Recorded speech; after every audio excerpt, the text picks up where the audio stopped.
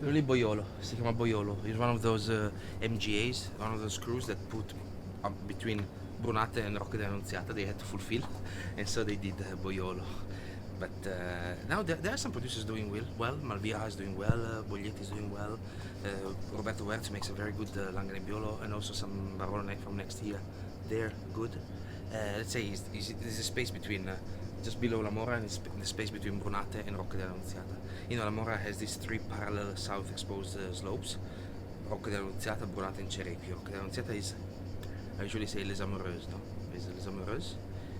Brunate is by far Musigny, and then Bommar is Cerepio. So Brunate is cherry, no? Brunate is Cerepio is bloody. Rocca dell'Annunziata is the lightest. Then you have to like Les Amoureuses. But some people don't. Some people just want Bommar, or then if I have Roumier, said, hey, or Mounier. It's to me the essence of Burgundy. And now in this glass you have these, and I was saying that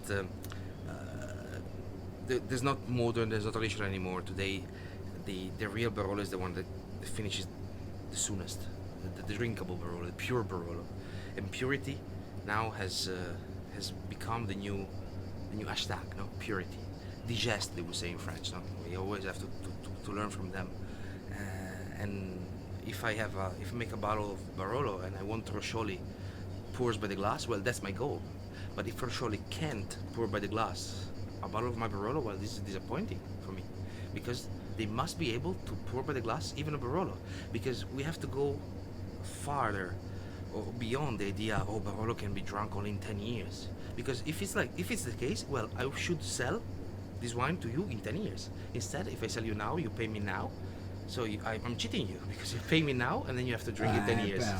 But you understand, of course, the wine must be perfect now and stratospheric in 10 years. Otherwise, so that's the idea. I like the idea. I like all the Montigny style. That's the idea. The Burgundy can check on weight. But there is also kind of a tricky thing, you know, most of the Burgundy they put like Coche-Toury, you know, they put so much sulfates so that you have to drink it after 20 years also. But Premox today, that's why the new Barolo, contemporary Barolo, doesn't have is really the opposite of Premox. So it's really important that we work with high acidity in Nebbiolo. So we don't have to stress, in my opinion, the vines.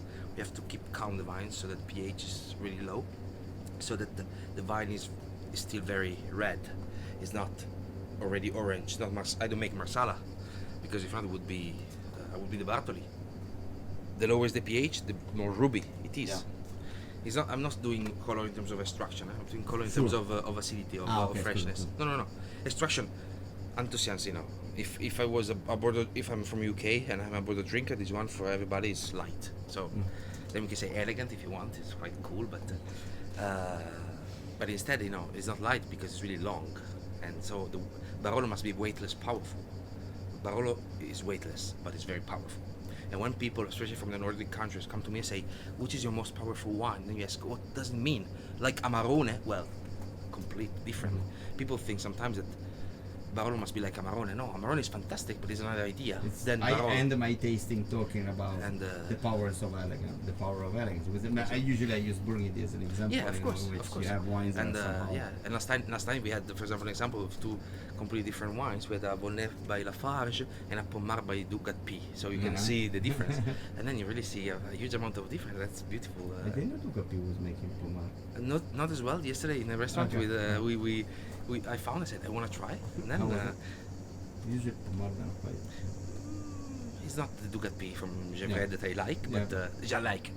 From Gevrey today I'm not. But Ducat P, you know, was this style. Ducat P is the Boerzi of Burgundy, you know, and Bernard is fantastic. But Coche-Toury, you know, I would say Premox. Then now is very reduced. So you have Arnaud Ante and Coche-Toury. Sometimes it's so match, so Zolfino, no? That it becomes difficult now in the first years. Then after some years, boom, they blossom.